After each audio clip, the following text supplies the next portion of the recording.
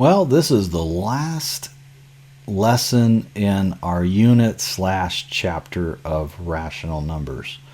So if you are wondering, you are probably going to have a quiz soon. You're probably going to have a test soon based off of rational numbers. Today's lesson is dividing fractions. Okay, we're on page 328. If you notice, you're at the end of the book or at the end of the chapter. Your essential question is, what happens when you add, subtract, multiply, and divide fractions? Well, that's where we're at. We are dividing fractions. Just because we're at the end doesn't mean it's difficult. Things you're going to need. You're going to need something to write with. You're going to need a notebook. You're going to need your book. Open up to that page 328. You're going to need a title on your notes. Put that line in there. I threw up this divide fractions idea up at the top. It's straight out of your book. It's kind of how we divide fractions. It just lists the basics. Okay, take a look at it. Maybe some of this you put in your notes. We're going to talk about it. You're going to need your essential question. Okay, and then you're going to need your examples as we go through them. One item, they don't have vocabulary, which is weird in the book, but there is one word I'm going to write out, and it's called reciprocal.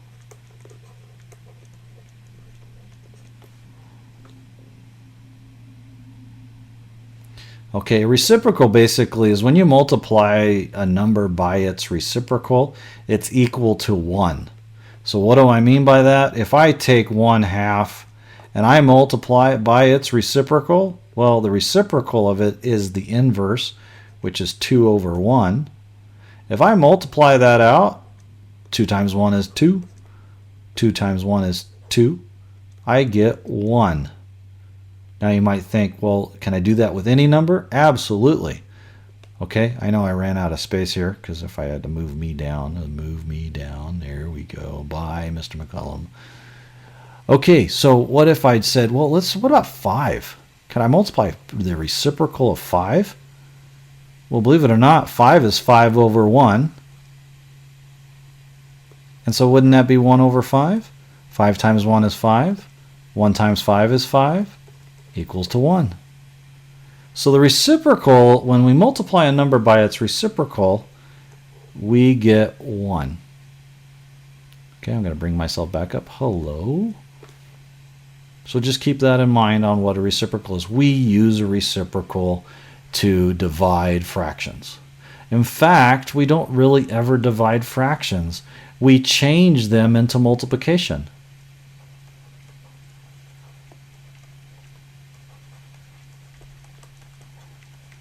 That's kind of weird. It's almost like what we do all the time. We never really divide fractions.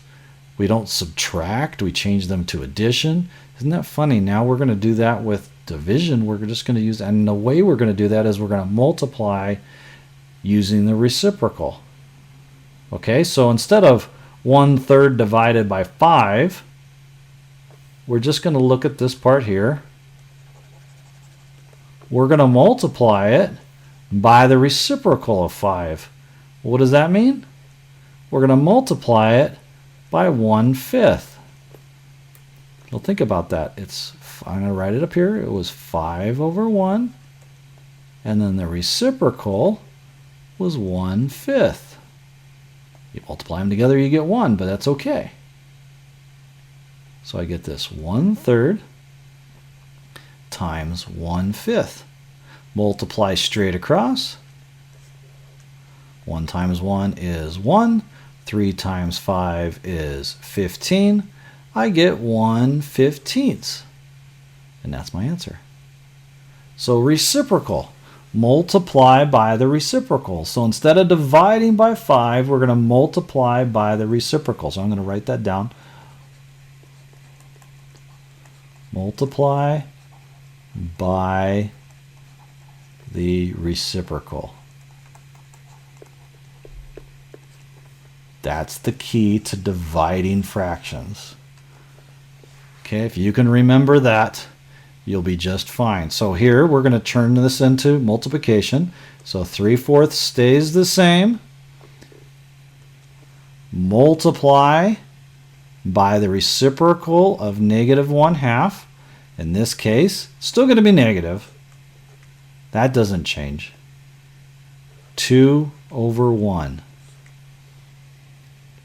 Okay, I'm going to write over here. Some of you are already thinking it. Different signs. That's negative.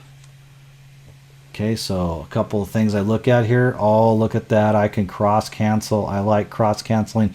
Makes life easier. What can go into 2 and what can go into 4? 2 can. 2 can go into 2 one time, and 2 can go into 4 2 times. Then I just need to multiply across. Now I'm going to write this one out so you can see it. It's going to be 3 times 2. And it's going to be 2, sorry, no. You caught my mistake. 3 times 1 and 2 times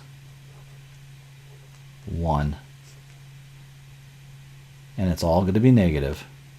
3 times 1, 3. 2 times 1, 2. Okay, do a little bit of dividing. Goes in one time. 1 times 2 is 2. We subtract, we get 1. You're going to get a negative 1 and 1/2. Remember, when in one time, my denominator stays 2. What's left over is 1. There's my answer. Okay, your turn. Reciprocal. Multiply by the reciprocal. Multiply by the reciprocal. I'll give you a hint. This one you can cross cancel. This one you can cross cancel. And I think both of them you're using 4. Good luck.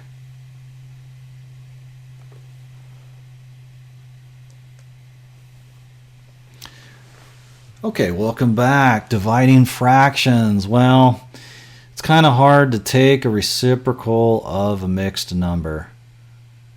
2/3 divided by 3 1/3, it's just too hard. So we're going to take that 3 1/3 and we're going to put it through the process of multiplying and then adding. 3 times 3 plus 1. 3 times 3 is 9, plus 1 is 10. I end up getting 10/3.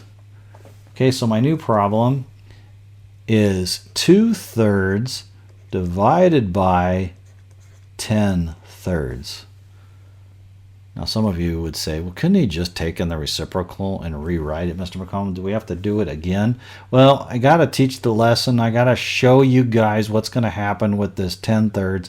It's going to be 3/10, and if you probably guessed it, you are right. Let's keep this one blue, just so that we can show that this stayed the same. Can we cross cancel? Absolutely. This time we can cross cancel twice. How do I know that? I'm looking for the same number. 3 can go into 3. 3 can go into 3 one time. 3 can go into 3 one time. 2 and 10. 2, if you guessed it. 2 can go into 2 one time. 2 can go into 10 5 times. Then multiply straight across. I'm going to have it out for you. It's 1 times 1, 1 times 1, 1 times 5. And if you said 1/5, you are right. See how cross-canceling makes it so much easier? Now what happens if you're like, Mr. McCollum, I just don't get this. I don't get the cross-canceling. Just multiply. We had 2/3 times 3/10. 2 times 3, 6. 3 times 10, 30. I say 30 and write 36. Why? I don't know. Well, guess what? 6 goes into 6 one time, and 6 goes into 30 5 times, which when we reduce, we still get 1/5. You either cross cancel at the beginning and get the answer, or you multiply and have to do some reducing at the end. Your choice. Okay, good luck with these. Remember, Multiply, then add. Multiply, then add. Get that improper fraction, get that reciprocal, or multiply by the reciprocal. Good luck.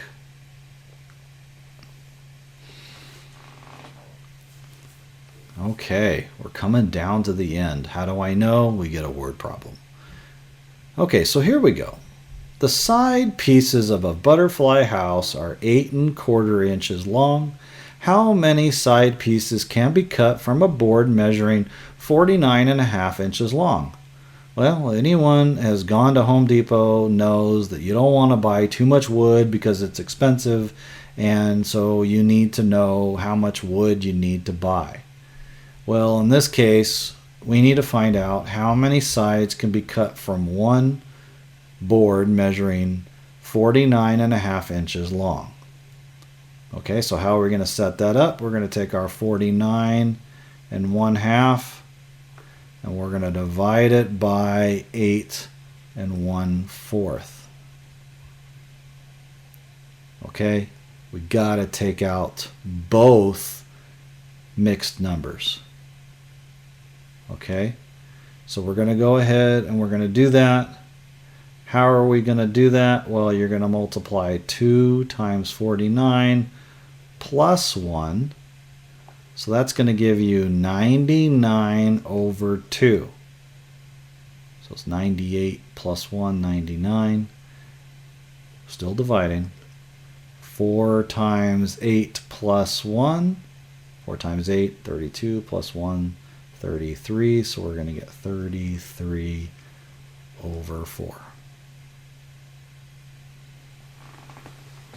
Okay, so we're going to do a little bit of, we can either just, well, first of all, we're going to have to do our reciprocal, multiply by our reciprocal.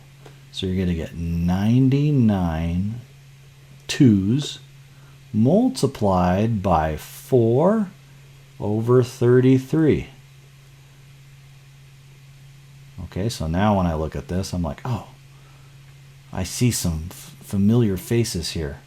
2 and 4, yes, you can cross cancel. Let's make this easier. Or you're doing 4 times 99.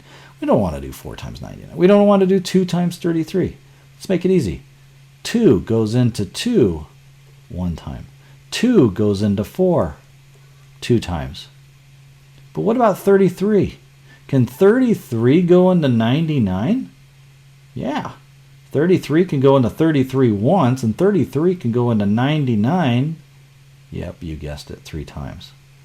And then multiply straight across. 3 times 2. And then you have 1 times 1. And you get 6/1, which means 6. So how many sides can be cut out of that big old long piece of wood? 6. 6 sides. There you go. That's your answer. It's great when it goes in evenly. And this is what it is. So it goes in 6 times. Okay, that concludes our lesson on dividing fractions. Make sure you get on there and do your homework. Good luck.